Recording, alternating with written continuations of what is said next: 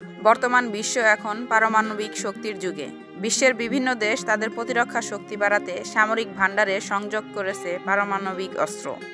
তবে বাংলাদেশ এ দৌড়ে এখনও পিছিয়ে। কিন্তু কখনো কি পারমাণবিক অস্ত্র তৈরি করতে পারবে বাংলাদেশ? আর এই অস্ত্র তৈরিতে সীমাবদ্ধতা কিংবা বাধ্যবাধকতায় কি তা জানাবো আজকের এই ভিডিওতে।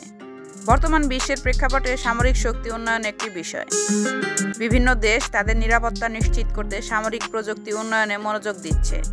উদাহরণস্বরূপ দক্ষিণ এশিয়ার বড় বড় অস্ত্রধারী দেশ যেমন ভারত ও পাকিস্তান তাদের সামরিক শক্তি বাড়িয়ে তুলছে। এই অঞ্চলে ভূ রাজনীতির টানাপোড়েন ও সীমান্ত সংঘাত বাংলাদেশের মতো দেশগুলোর জন্য নিরাপত্তার ঝুঁকি তৈরি করছে। বাংলাদেশ একটি প্রতিরক্ষামূলক নীতি অনুসরণ করে। দেশটির বর্তমানে সীমান্ত সুরক্ষা ও সন্ত্রাস দমন এবং আঞ্চলিক স্থিতিশীলতা বজায় রাখার জন্য কাজ করছে। সেনাবাহিনী, নৌবাহিনী এবং বিমান বাহিনীর আধুনিকীকরণের প্রক্রিয়া রয়েছে বাংলাদেশ।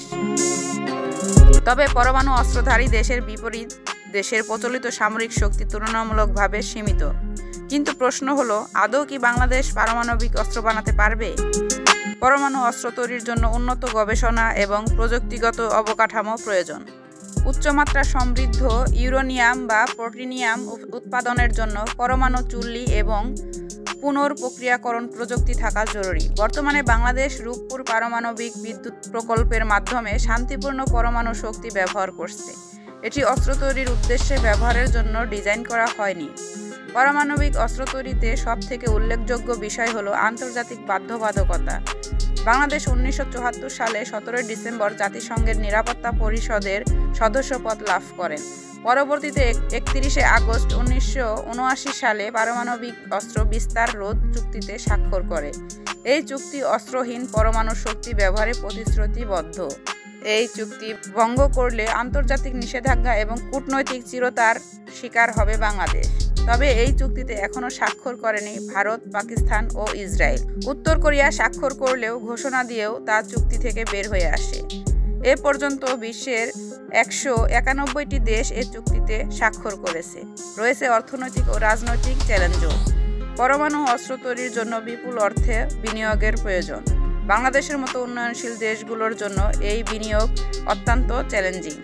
পাশাপাশি পরমাণু অস্ত্র উন্নয়ন বিশ্বে কূটনৈতিক সম্পর্কের ক্ষেত্রে নেতিবাচক প্রভাব ফেলতে পারে।